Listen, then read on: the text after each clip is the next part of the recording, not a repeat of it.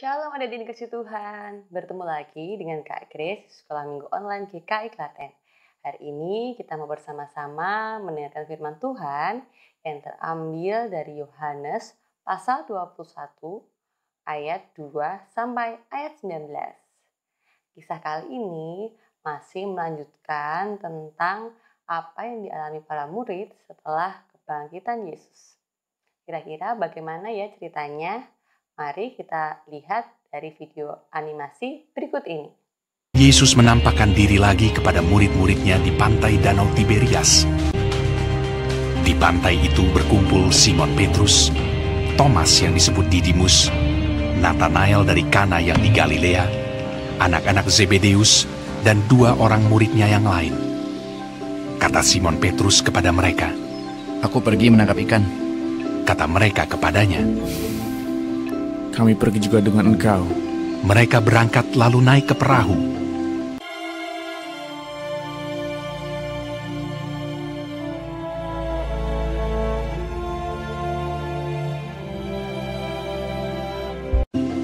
Tetapi malam itu mereka tidak menangkap apa-apa.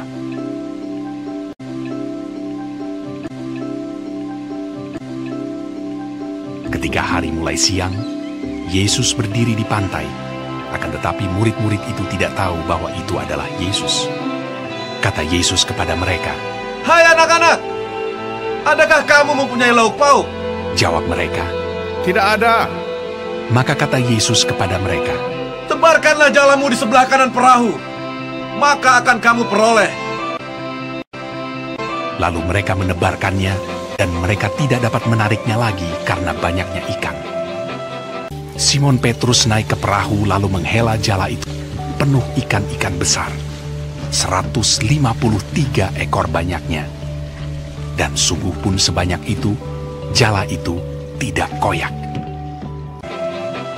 Maka murid yang dikasihi Yesus itu berkata kepada Petrus, "Itu Tuhan." Ketika Petrus mendengar bahwa itu adalah Tuhan, maka ia mengenakan pakaiannya, lalu terjun ke dalam danau.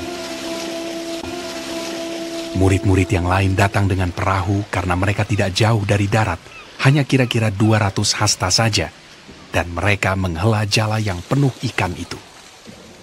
Ketika mereka tiba di darat, mereka melihat api arang, dan di atasnya ikan dan roti. Kata Yesus kepada mereka, "Bawalah beberapa ikan yang baru kamu tangkap itu. Marilah, dan sarapanlah." Tidak ada di antara murid-murid itu yang berani bertanya kepadanya, "Siapakah engkau?" Sebab mereka tahu bahwa ia adalah Tuhan.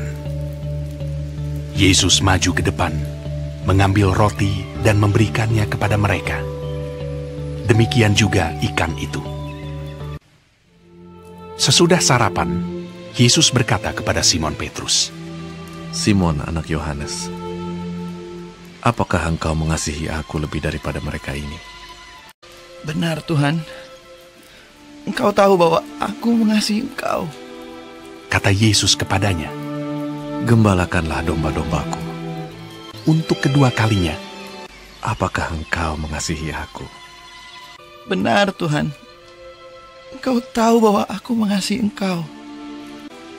Gembalakanlah domba-dombaku. untuk ketiga kalinya. Apakah engkau mengasihi aku? Maka sedih hati Petrus karena Yesus berkata untuk ketiga kalinya, "Engkau tahu bahwa aku mengasihi Engkau." kata Yesus kepadanya, Gembalakanlah domba-dombaku.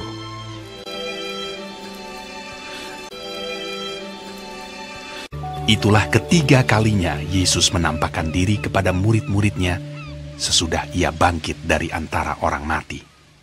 Setelah adik-adik melihat video perikop tadi, adik-adik masih ingat nggak di mana tempat Yesus menampakkan diri kepada para murid kali ini?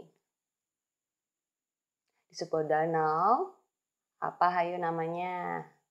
Huruf depannya T. Bagus banget.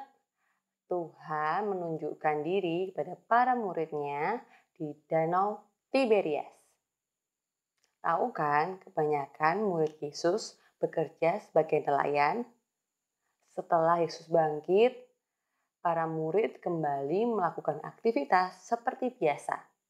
Kembali ke pekerjaan awal sebelum menjadi murid Yesus. Begitu pula yang dilakukan Simon Petrus dan teman-temannya. Berita yang disebarkan oleh Mahkamah Agung bahwa Yesus sebenarnya tidak benar-benar bangkit membuat para murid menjadi tidak percaya diri dan tidak berani untuk mengabarkan berita kebangkitan Yesus yang sebenarnya. Mereka memilih untuk kembali ke pekerjaan mereka sebelum menjadi murid Yesus. Dan pada hari itu, Simon Petrus bersama murid-murid yang lain pergi untuk mencari ikan di Danau Tiberias. Tapi sayang, mereka sama sekali tidak mendapatkan ikan. Lalu, saat hari mulai siang, mereka melihat ada seorang laki-laki yang berdiri di darat di dekat pantai Danau Tiberias, yaitu berkata, meminta Simon Petrus dan para murid yang lain untuk menebarkan jala ke bagian kanan perahu. Dan mujizat terjadi. Mereka mendapatkan ikan-ikan besar yang sangat banyak, jumlahnya 153 ikan. Bayangkan adik-adik, semalaman loh mereka mencari ikan dan sama sekali tidak mendapatkan hasil apa-apa. Lalu akhirnya mereka menyadari, pria ini bukan orang sembarangan, karena ia adalah Tuhan yang telah bangkit, yang telah bersama-sama dengan mereka selama ini. Setelah menyadari hal itu, Simon Petrus lalu langsung memakai pakaian dan berlari ke pantai untuk menyambut Yesus.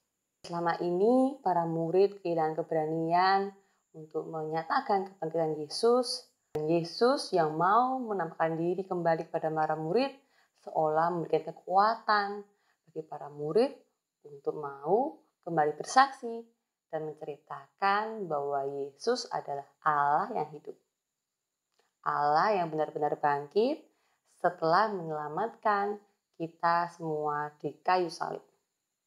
Sama seperti para murid, seringkali kita dalam hidup kita sehari-hari, seringkali kita tidak berani untuk menceritakan bahwa kita adalah anak-anak Yesus. Maklum saja, kita berada di lingkungan yang memiliki berbagai macam agama dan budaya yang berbeda-beda. Karena kita menjadi kaum yang minoritas di lingkungan sekitar kita, seringkali kita juga nggak berani untuk memberikan contoh, menjadi teladan bagi teman-teman kita yang lain. Padahal sesungguhnya nggak harus takut untuk bersaksi di tengah-tengah masyarakat bahwa kita adalah anak-anak Tuhan. Kita tidak harus menjadi seorang pendeta terlebih dahulu. Kita bisa kok, walaupun masih anak-anak, kita bisa jadi teladan buat teman-teman di sekitar kita.